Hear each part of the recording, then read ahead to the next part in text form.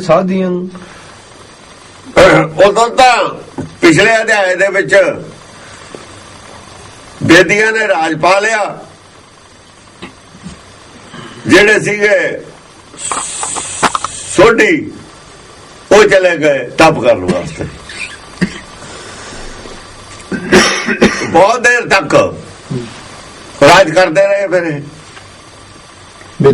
ਬੇਦੀ ਰਾਜ ਕਰਦੇ ਰਹੇ। ਉਹ ਤਾਂ ਹੁਣ ਚਲੇ ਗਏ, ਜਿਹੜੇ ਸੀਗੇ ਪਿੱਛੇ ਰਹਿ ਗਈ ਔਲਾਦ। ਬਹੁਤ ਦੇਰ ਬਾਅਦ ਦੀ ਗੱਲ ਹੈ, ਫਿਰ ਕਲੇਸ਼ ਪੈਦਾ ਹੋ ਗਿਆ ਖਾਨਦਾਨ ਚ। ਫਿਰ ਗਿਆਨਵਾਨ ਰਹੇ ਨਾ, ਗਿਆਨ ਰਿਹਾ ਨਾ, ਕਲੇਸ਼ ਫਿਰ ਪੈਦਾ ਹੋ ਗਿਆ। ਬਖਾਦ ਫਿਰ ਪੈਦਾ ਹੋ ਗਿਆ। ਬਖਾਦ ਕਲੇਸ਼ ਨੂੰ ਕਹਿੰਦੇ ਨੇ। ਬਹੁਤ ਬਖਾਦ ਵਧਿਆ, ਫਿਰ ਬਖਾਦ ਵਧ ਗਿਆ ਖਾਨਦਾਨ ਚ। ਬਖਾਦ ਜਦ ਗਿਆਨ ਨਹੀਂ ਹੁੰਦਾ ਤਾਂ ਸਮਝ ਨਹੀਂ ਹੁੰਦੀ, ਬਖਾਦ ਪੈ ਜਾਂਦਾ। ਬਖਾਦ ਸਾਡੇ ਘਰ ਕਿਉਂ ਪਿਆ ਹੋਇਆ? ਗੁਰਬਾਣੀ ਛੱਡਤੀ, ਬਖਾਦ ਤਾਂ ਪਿਆ ਹੋਇਆ। ਧਰਮ ਛੱਡਦਾ, ਬਖਾਦ ਪੈਣਾ ਹੀ ਹੈ। ਸੱਚ ਛੱਡਦਾ, ਬਖਾਦ ਪੈਣਾ ਹੀ ਹੈ। ਤਿਆਗ ਛੱਡਦਾ, ਬਖਾਦ ਪੈਣਾ ਹੀ ਹੈ। ਅੰਮ੍ਰਿਤ ਛੱਡਤਾ, ਵੇਖ ਆਪਣਾ ਲਈ। ਮਾਇਆ ਆਪਣਾ ਲਈ, ਨਾਮ ਅੰਮ੍ਰਿਤ ਹੈ। ਮਾਇਆ ਵੇਖ ਵੇਖ ਮਗਰ ਪੈ ਗਏ, ਬਖਾਦ ਹੋ ਗਿਆ। ਵੇਖ ਕਰਕੇ ਬਖਾਦ ਹੈ। ਵੇਖਿਆ ਬਖਾਦ ਕੋਈ ਗੱਲ ਹੈ।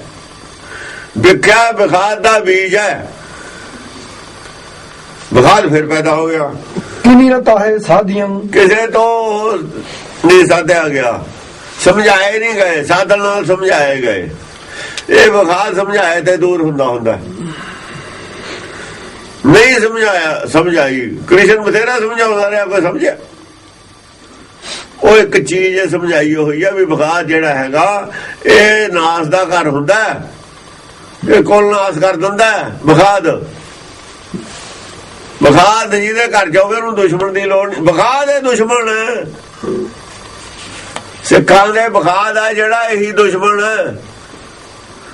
ਜਿੱਦਣ ਬਖਾਦ ਨੂੰ ਦੁਸ਼ਮਣ ਇਹਨਾਂ ਨੇ ਮੰਨ ਲਿਆ ਨਾ, ਇਹਨਾਂ ਨੂੰ ਸਮਝ ਆ ਗਈ ਬਖਾਦ ਦੁਸ਼ਮਣ ਹੈ, ਬਖਾਦ ਛੱਡ ਦੇਣਗੇ। ਉਦੋਂ ਕੁਛ ਨਹੀਂ ਕਿਸੇ ਦਾ ਵਿਗਾੜ ਸਕਦੇ, ਕੁਛ ਨਹੀਂ ਸਿੱਖੀ ਦਾ ਸੰਭਾਲ ਸਕਦੇ ਜਿੰਨਾ ਚਿਰ ਬਖਾਦ ਹੈ। ਨਾਲੇ ਸਿੱਖੀ ਦਾ ਸੰਭਾਲਣ ਵਾਸਤੇ ਤਾਂ ਕਰਦੇ ਹੀ ਨਹੀਂ, ਤਾਂ ਆਪਣੀ ਵਡਿਆਈ ਵਾਸਤੇ ਲੜਾਈ ਹੈ ਨਾ। ਇਹ ਤਾਂ ਮੈਂ ਦੀ ਲੜਾਈ ਹੈ, ਹੰਕਾਰ ਦੀ ਲੜਾਈ ਹੈ। ਕਰਮ ਕਾਲ ਜੋ ਭਈ ਸੁਭੂਮ ਬੰਸ ਤੇ ਗਈ। ਕਾਲ ਦਾ ਐਸਾ ਚੱਕਰ ਪਿਆ, ਕਰਮ ਕਾਲ ਜੋ ਭਈ, ਕਾਲ ਦਾ ਚੱਕਰ ਐਸਾ ਚੱਲਿਆ। ਅਜੇ ਮੈਂ ਰਿਆਸਤਾਂ ਚਲੀਆਂ ਗਈਆਂ ਨਾ, ਐ ਰਾਜ ਹੌਲੀ ਹੌਲੀ ਖਿਸਕ ਗਿਆ। ਜੋ ਘਰ 'ਚ ਬਖਾਦ ਹੋ ਗਏ, ਸਾਰੇ ਆਪਣੇ ਆਪਣੇ ਬਾਗੀ ਹੋ ਗਏ। ਸੁਭੂਮ ਬੰਸ ਤੇ ਗਈ, ਤੇ ਗਈ ਜਿੱਥੇ ਜਿੱਥੇ ਕਿਸੇ ਦਾ ਰਾਤ ਹੈ, ਸਾਰੇ ਬਾਗੀ ਹੋ ਗਏ। ਏਕਤਾ ਹੀ ਭੰਗ ਹੋ ਗਈ। ਬੰਸ ਦੇ ਵਿੱਚ ਜਿਹੜੀ ਏਕਤਾ ਸੀ ਨਾ, ਜਦ ਉਹ ਚਲੀ ਗਈ, ਮੇਰੀ ਹੋ ਗਈ, ਬੰਸ ਦੀ ਨਹੀਂ ਰਹੀ ਕੁਛ, ਆਪਣੀ ਹੋ ਗਈ। ਦੋਹਰਾ ਹਾਂ, ਵਿਪਲ ਕਰਤ ਭਏ ਸ਼ੂਦਰ ਬ੍ਰਿਤੀ ਛਤਰੀ ਬੈਸਨ ਕਰਮ। ਵਿਪਰਾਲੀ ਬਿਰਤੀ ਸੀ ਜਿਹੜੀ ਕਰਦੇ। ਵਿਪਰਾਲੀ ਬਿਰਤੀ ਹੁੰਦੀ ਹੈ ਸਵੇਰੇ ਉੱਠਣਾ, ਨਾਮ ਜਪਣਾ, ਗ੍ਰੰਥ ਪੜ੍ਹਨੇ, ਗਿਆਨਵਾਨ ਹੋਣਾ, ਆਪ ਪੜ੍ਹਨਾ, ਦੂਜੇ ਨੂੰ ਪੜ੍ਹਾਉਣਾ। ਇਹ ਵਿਪਰਵਿਰਤੀ ਹੈ। ਇਹ ਛੱਡ ਦਿੱਤੀ, ਇਹ ਤਾਂ ਸ਼ੂਦਰਾਂ ਵਾਲੇ ਕੰਮ ਕਰਨ ਲੱਗ ਗਏ। ਜੇ ਵਿਪਰੇ ਸ਼ੂਦਰਾਂ ਵਾਲੇ ਕੰਮ ਕਰਨ ਲੱਗ ਜਵੇ ਤੇ ਫਿਰ ਉਹ ਦਲਪੋਦਲ ਤਾਂ ਉੱਥੇ ਹੋਣੀ ਹੋਏ ਨਾ। ਨੀਚ ਕੰਮ ਕਰਨ ਲੱਗ ਜਵੇ, ਜਿਹਨੇ ਨੀਚ ਕੰਮ ਛਡਾਉਣੇ ਨੇ ਉਹੀ ਆਪ ਨੀਚ ਹੋ ਜਵੇ, ਤੇ ਫਿਰ ਉੱਥੇ ਕੁਝ ਕੌਣ ਲੈ ਜੂਗਾ? ਛਤਰੀ ਬੈਸਨ ਕਰਮ, ਛਤਰੀ ਬੈਸਾਂ ਖੇਤੀ ਕਰਨ ਲੱਗੇ, ਵਪਾਰ ਕਰਨ ਲੱਗੇ। ਛਤਰੀਆਂ ਨੇ ਜੰਗ ਨਹੀਂ ਛੱਡਦੀ, ਜਾਂ ਘੂਮੇ ਨਾ ਰਹੀ ਕੋਲ। ਛਤਰੀ ਬੈਸਾਂ ਵਾਲੇ ਕੰਮ ਕਰਨ ਲੱਗੇ। ਵਪਾਰੀ ਆ ਖੇਤੀ ਹੈ, ਬੈਸ ਦਾ ਕੰਮ। ਵਪਾਰੀ ਪਹਿਲਾਂ ਡੰਗਰ ਪਾਲਦੇ ਹੁੰਦੇ ਤੇ ਡੰਗਰ ਪਾਲ ਕੇ ਵੇਚਦੇ ਹੁੰਦੇ ਵੀ ਵਪਾਰ ਹੈ। ਊਂਟ, ਭੇਡਾਂ, ਗਾਇਆਂ। ਬੈਸ ਕਰਤ ਭਏ ਛਤਰੀ ਬ੍ਰਿਤੀ, ਬੈਸ ਛਤਰੀ ਬ੍ਰਿਤੀ ਹੋ ਕੇ ਸ਼ੂਦਰ ਬੈਸ ਜਿਹੜੇ ਸਾਰੇ ਜੱਟ ਪੈਸਾ ਜਿਹੇ ਹੁੰਦੇ ਨੇ, ਇਹ ਫੌਜਾਂ 'ਚ ਭਰਤੀ ਹੋਣ ਲੱਗ ਗਏ। ਪਹਿਲਾਂ ਫੌਜ 'ਚ ਛਤਰੀ ਭਰਤੀ ਹੁੰਦੇ ਸੀ। ਬੈਸ ਕਰਤ ਭਏ ਛਤਰੀ ਬ੍ਰਿਤੀ, ਛਤਰੀਆਂ ਵਾਲੀ ਬਿਰਤੀ ਬੈਸ ਕਰਨ ਲੱਗੇ। ਸ਼ੂਦਰ ਸੁਦਿਜ ਕੋ ਧਰਮ, ਸ਼ੂਦਰ ਜਿਹੜੇ ਸਮਾਂ ਦੇ ਜੜਾ ਧਰਮ ਕਰਨ ਲੱਗੇ। ਕੌਮ ਸ਼ੂਦਰਾਂ ਨੇ ਕੀ ਸ਼ੁਰੂ ਕੀਤਾ? ਸੇਵਾ ਜਿਹੜੀ ਹੈ, ਸੇਵਾ ਸ਼ੂਦਰ ਕਰਨ ਲੱਗੇ। ਬੰਦ ਕਰ ਕੀ ਸੀ ਸ਼ੂਦਰ ਸੋ ਦਿਜ ਕੋ ਧਰਮ। ਸ਼ੂਦਰ ਜਿਹੜੇ ਸੀ ਦਿਜ ਹੁੰਦੇ ਨੇ ਬ੍ਰਾਹਮਣ, ਇਹਨਾਂ ਦਾ ਕੰਮ ਕਰਨ ਲੱਗੇ। ਜਿਹੜੀ ਸੇਵਾ ਕਰਨੀ ਹੈ ਨਾ ਉਹ ਸ਼ੂਦਰਾਂ ਨੇ ਸ਼ੁਰੂ ਕਰਤੀ। ਜਿਹੜੀ ਸੇਵਾ ਕਰਨੀ ਹੈ ਇਹ ਧਰਮ ਹੈ। ਸ਼ੂਦਰ ਤਾਂ ਵਿਚਾਰੇ ਇਹੀ ਕਰ ਸਕਦੇ ਤੇ, ਇਹਨਾਂ ਨੂੰ ਸੇਵਾ ਕਰਤੀ ਨਾ, ਸੇਵਾ ਇਹਨਾਂ ਦੀ ਜ਼ਿੰਮੇਵਾਰੀ। ਚੌਪਈ 20 ਗਾਮ ਦਿਨ ਕੇ ਰਹਿ ਗਏ। ਸਿਰਫ ਉਹਨਾਂ ਦੇ 20 ਪਿੰਡ ਰਹਿ ਗਏ। ਕਿਹਨਾਂ ਦੇ? ਬੇਦੀਆਂ ਦੇ। ਹੁਣ ਇਹ ਹਿਸਟਰੀ ਹੈ ਜੇ 20 ਪਿੰਡ ਰਹਿ ਗਏ, ਗਿਣਤੀ ਹੈ। ਉਹ ਨਾਂ ਨਹੀਂ ਉਹਨਾਂ ਨੇ ਦੱਸਿਆ, ਗ੍ਰੰਥ ਬਾਜੂਗਾ। ਹੁਣ ਇਹ ਗੱਲ ਨੂੰ ਸਾਬਤ ਕਰਨ ਵੀ 20 ਪਿੰਡ ਰਹੇ ਨਹੀਂ ਉਹਨਾਂ ਦੇ। ਬੇਦੀ ਕੌਣ ਤੇ ਹੋਏ ਨੇ ਨਹੀਂ ਹੋਏ, ਬੇਦੀ ਤਾਂ ਹੈਗੇ ਨੇ, ਪ੍ਰੂਫ ਹੈ। 20 ਪਿੰਡ ਰਹਿ ਗਏ ਉਹਨਾਂ ਦੇ, ਕਹਿੰਦੇ ਨੇ ਹਿਸਟਰੀ ਹੈ। ਹਿਸਟਰੀ ਨੂੰ ਤੁਸੀਂ ਡਿਨਾਈ ਕਿਵੇਂ ਕਰ ਸਕਦੇ? ਬੇਦੀ ਡਿਨਾਈ ਕਰਦੇ। ਬੇਦੀ ਕਹਿੰਦੇ ਸਾਡੀ ਹਿਸਟਰੀ ਨਹੀਂ ਹੈ, ਛੋਟੀ ਕਹਿੰਦੇ ਸਾਡੀ ਹਿਸਟਰੀ ਨਹੀਂ ਹੈ। ਤੁਸੀਂ ਕੌਣ ਹੁੰਦੇ ਹੋ ਡਿਨਾਈ ਕਰਨ ਵਾਲੇ?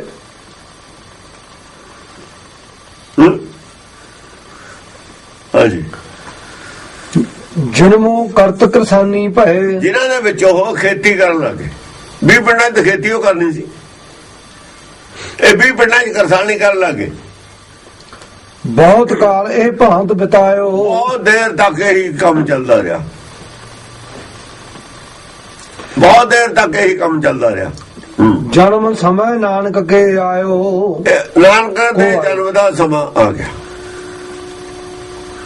ਜਨਮ ਦਾ ਸਮਾਂ ਆ ਗਿਆ। ਜਨਮ ਸਮੇਂ ਨਾਨਕ ਕੋ ਆਇਓ। ਨਾਨਕ ਦੇ ਜਨਮ ਦਾ ਸਮਾਂ ਆ ਗਿਆ।